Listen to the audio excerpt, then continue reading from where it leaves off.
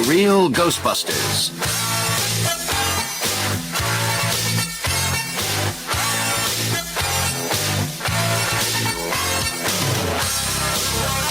Drool, the dog-faced goblin.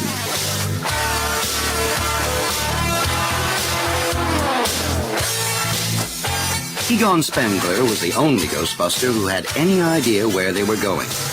Even Ray Stantz, who was driving Ecto-1, was completely in the dark. And the further he drove, the more Peter Venkman moaned and groaned. Peter was never happy about leaving New York. He got withdrawal symptoms. I can feel my powers draining away.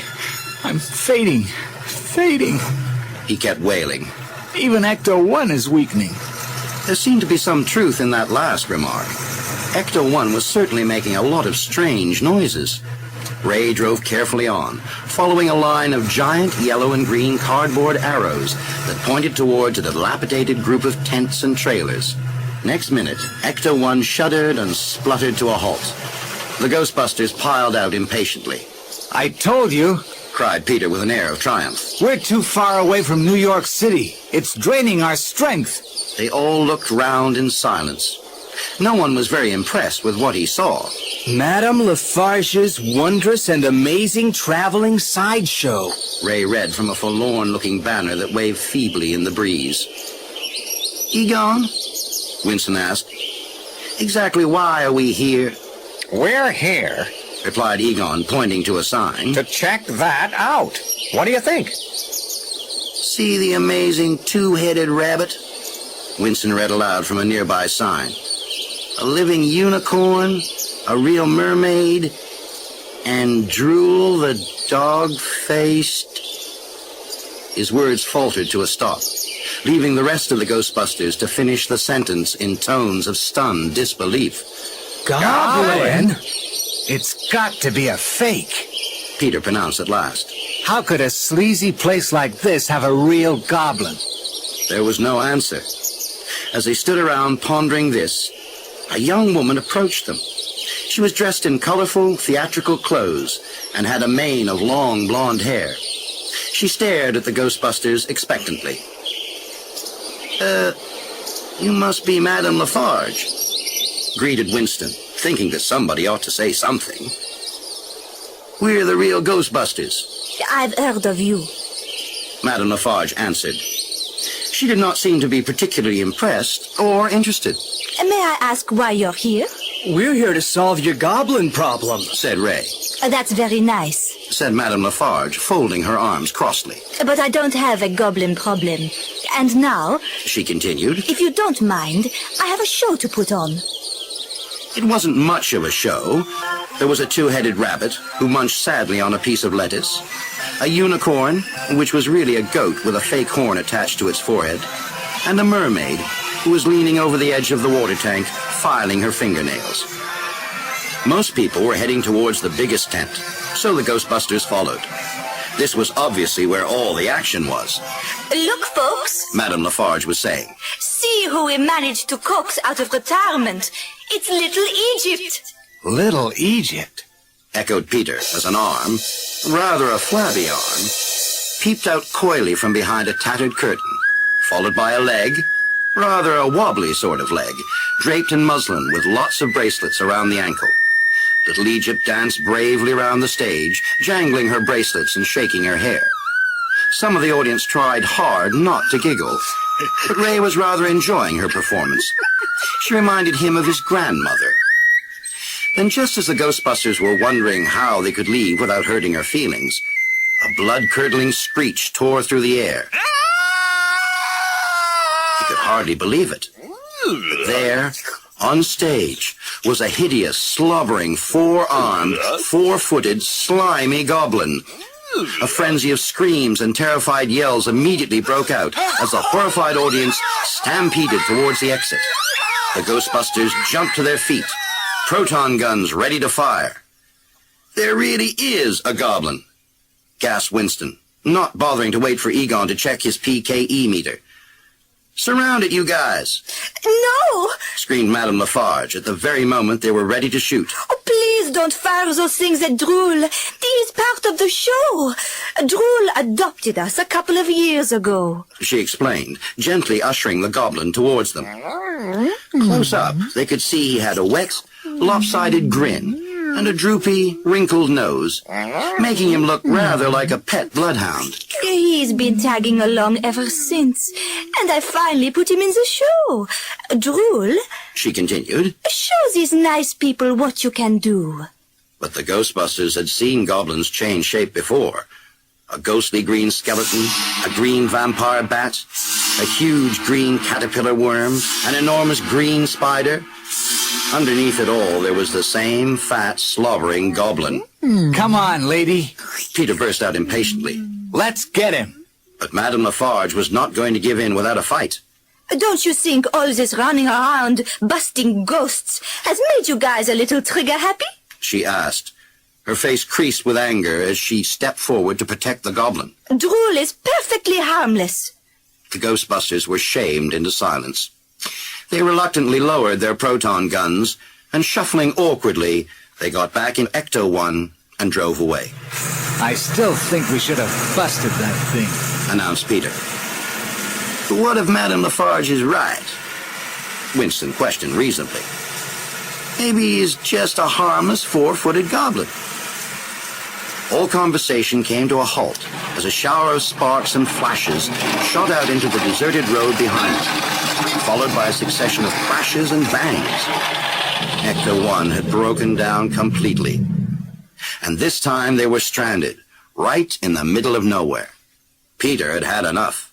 Ecto-1, don't do this to me. I have to get back to New York. I'm getting weaker. Peter, Snapped Ray warningly. get pushing. But even with all four Ghostbusters pushing, Ecto-1 wouldn't move. Everyone stared silently at the car, unaware that far above them, from the top of a telegraph pole, they were being watched. Suddenly, there was a dangerously loud crack, followed by a crash, as a power line swung heavily down, heading right towards Ray. "Ray, look out!" yelled Winston, leaping towards him and pulling him to safety. Another second, and he would have been too late. The moment the power line hit the ground, it sparked and sizzled dangerously, wriggling perilously near Ray's feet. Ray, Panted Peter, still getting over the shock. you almost got yourself stir-fried. His words were almost drowned by a burst of evil, high-pitched laughter, followed by the noisy scurrying of someone, or something, moving through the bushes. "What was that?" breathed Winston. If you ask me, Replied Peter. it looked very much like a certain goblin we all know. Come on. Said Ray. Let's get Ecto-1 to a garage and then clear out of here.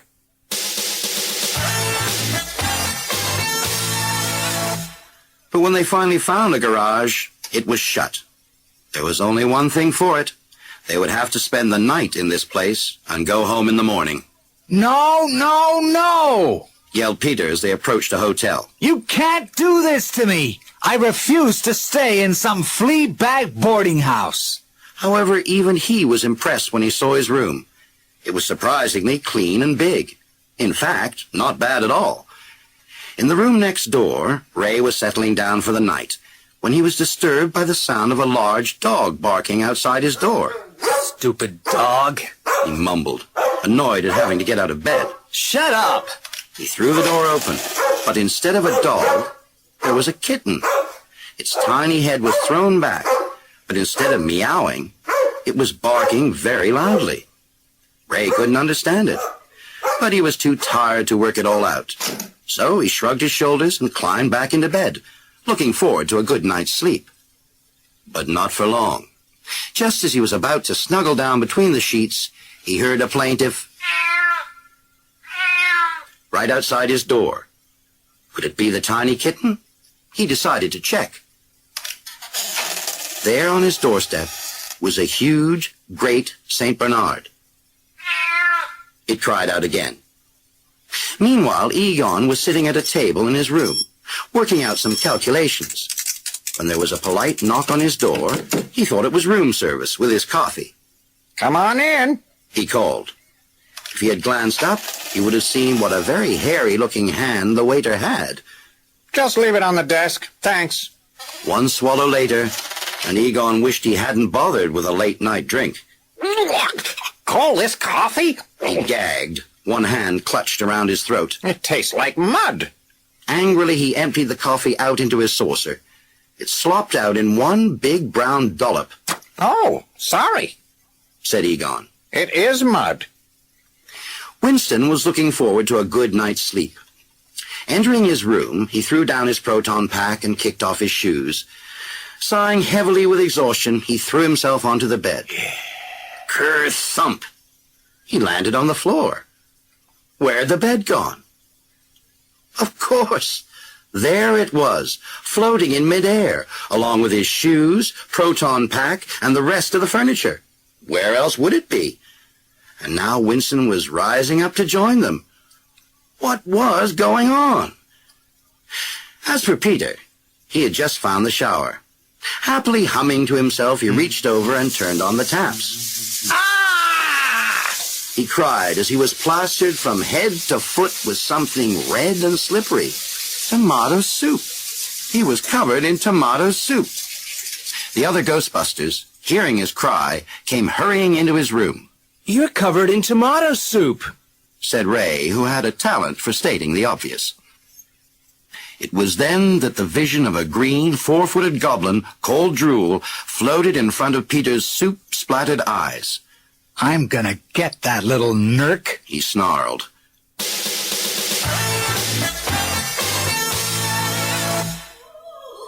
That night, the Ghostbusters had the full treatment. Wails and groans, creaking doors, hollow footsteps, icy fingertips in the dark. It seemed like ages before the sun came up and they could start thinking about getting back to New York. But still their problems weren't over.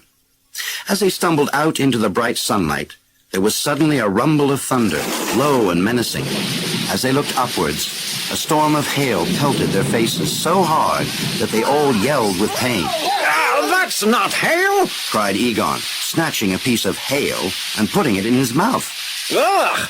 It's dried sweet corn. Winston had had enough. All right, you crummy green twerp, he yelled up at the sky. Come on out and face us. The Ghostbusters took out their proton guns, ready to fire. But the hail stopped as suddenly as it began. An uncanny silence swirled all around them. Then out of nowhere came a gale-force wind, followed by a horrible, high-pitched scream. In the middle of all this chaos rose one of the ugliest spooks they had ever seen. He swooped towards them, his many heads twisting and turning, his teeth bared, ready for the kill. Proton beams shot out from 4 proton guns. But as fast as they hit one hideous-looking head, the monster sprouted another, then another, until it was impossible to hit them all. There's only one logical thing to do. Egon yelled out to the others. Run!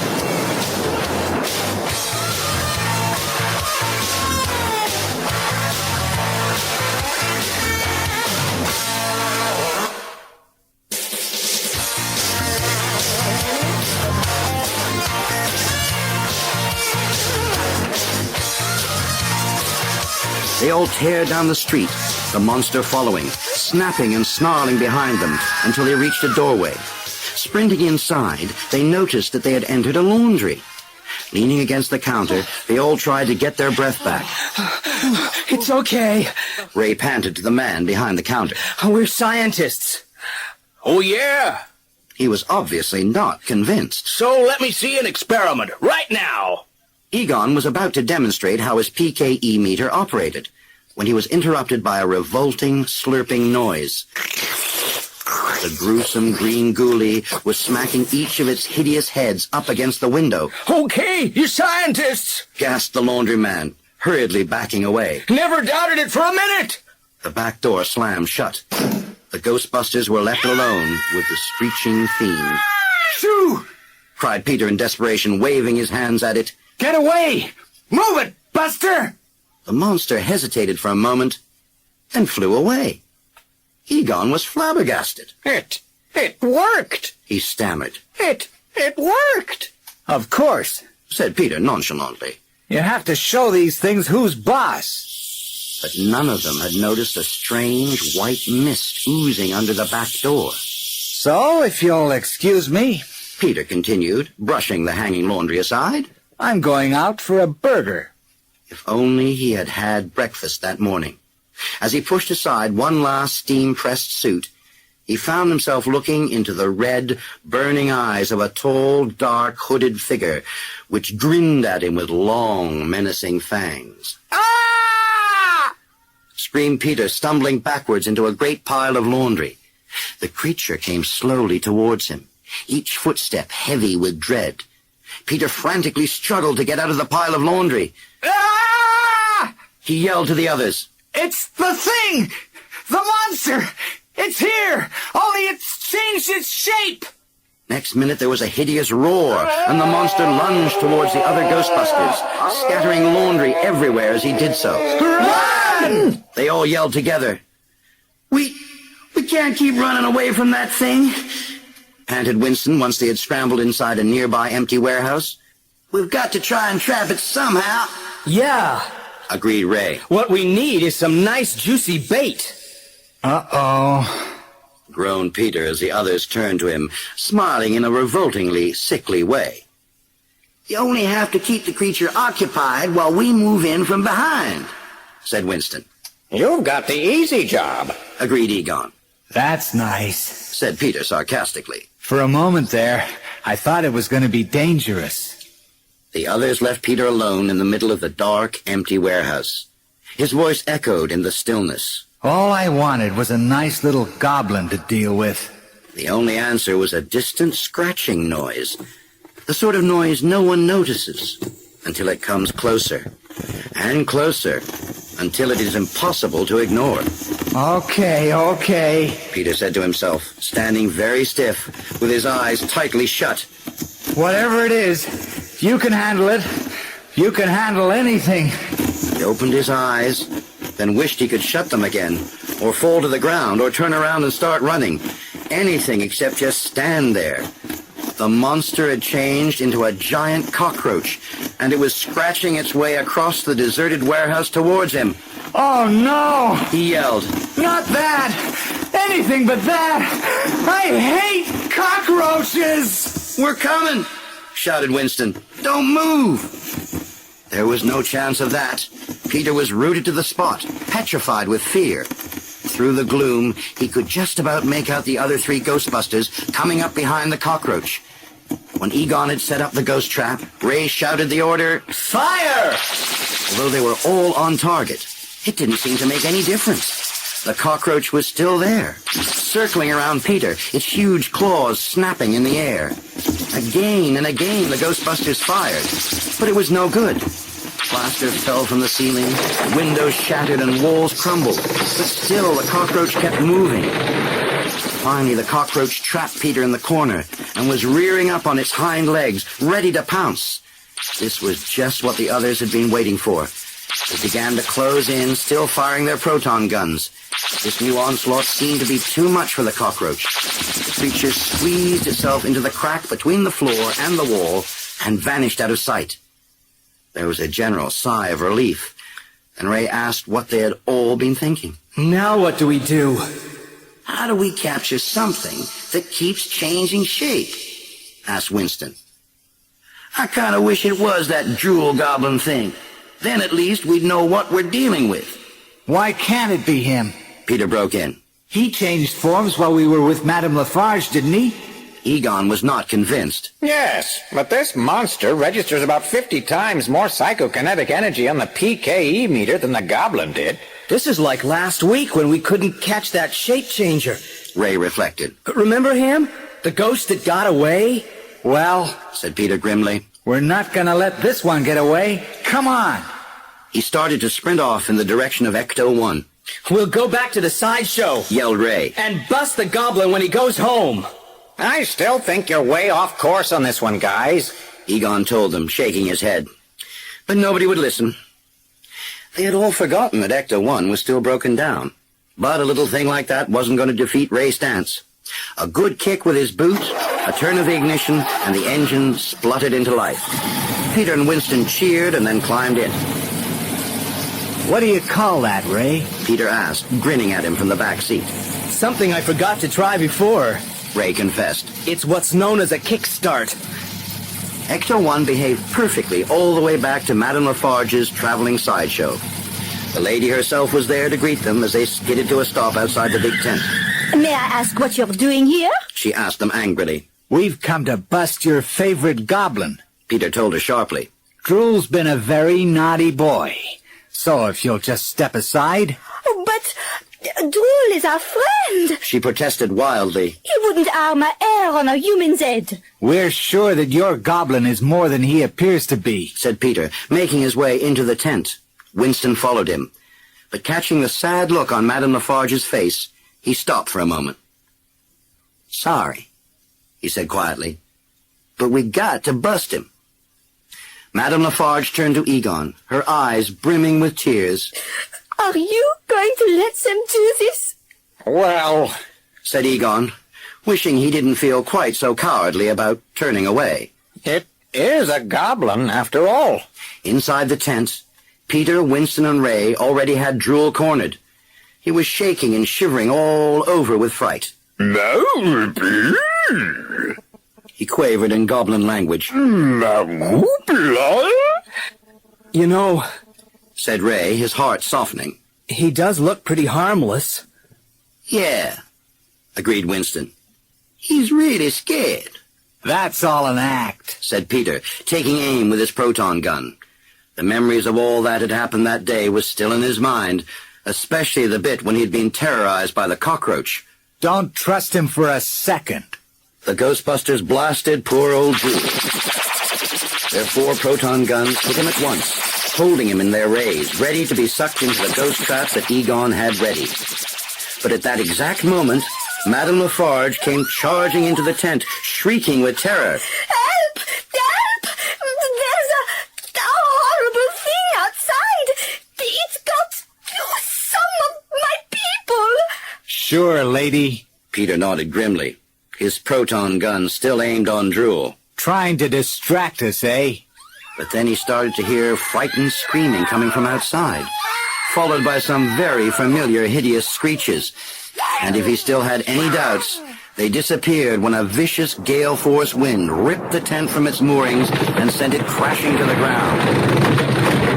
There was the monster, in all its revolting, repulsive glory, shrieking at the sideshow people who had trapped between 2 trailers. Its gigantic heads were lunging at them, its huge tongues lashing out, and all the while it was making a noise like 4,000 fingernails screeching down a blackboard. As one man, the Ghostbusters charged after him, proton guns at the ready. For the time being, Drool was safe.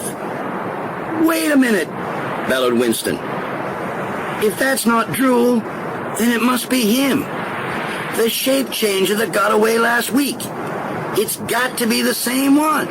He's been following us ever since, waiting to strike back. Move away! Peter yelled to the people. That thing's dangerous! But whichever way the sideshow people moved, the monster simply reached out a long tentacle and stopped them. Once or twice Peter raised his proton gun, but he knew how easily the people could be hit if he fired. At first, nobody saw Drool squeezing underneath the tent, running along on all 4 hands and feet. Then suddenly, there he was, bravely standing in front of his friends from the sideshow, baring his teeth at the monster like a well-trained guard dog. The monster lashed out again, but this time Drool caught his tentacle in his teeth. The monster yowled with pain. Let go, Drool, yelled Winston as the Ghostbusters raised their proton guns. You're in the line of fire! He can't! Peter shouted. If he lets go, those people have had it! Drool was clutching the tentacle with 2 of his arms and looked over the top with his large, sad eyes. He was nodding slowly. Murdoch! He murmured softly. Madula me! Winston turned to Madame Lafarge. What'd he say? He asked. He says to save them. Her voice was wobbling with emotion. Do what you have to do. She had barely spoken when the monster gave one last desperate surge towards the sideshow people. Everyone could see that Drool was only just holding it back. Murder! He shrieked out. Murder! The Ghostbusters glanced helplessly at each other before taking aim with their proton guns. Buddy, Said Peter softly. I take it all back. Another minute, and both the monster and Drool were hit by the proton beams. Drool bravely hung on to the horrible creature, and they were both sucked into the ghost trap together. The monster was gone forever, but nobody was celebrating. There were no cheers, no applause. Instead, the Ghostbusters had to face Madame Lafarge.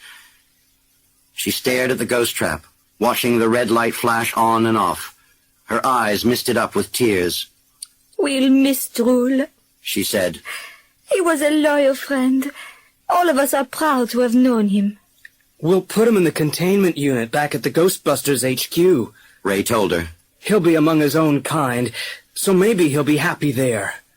This idea seemed to bring some comfort to her, and she turned away from them and walked slowly over towards her trailer. I guess that's why he tagged along in the first place. She said half to herself. He wanted friends. Well, he sure found some here. We will always remember him. Ray and Peter looked at each other thoughtfully, and then down at the flashing light on the containment unit. For them, it was a sign that Drool, the dog-faced goblin, was where he belonged at last.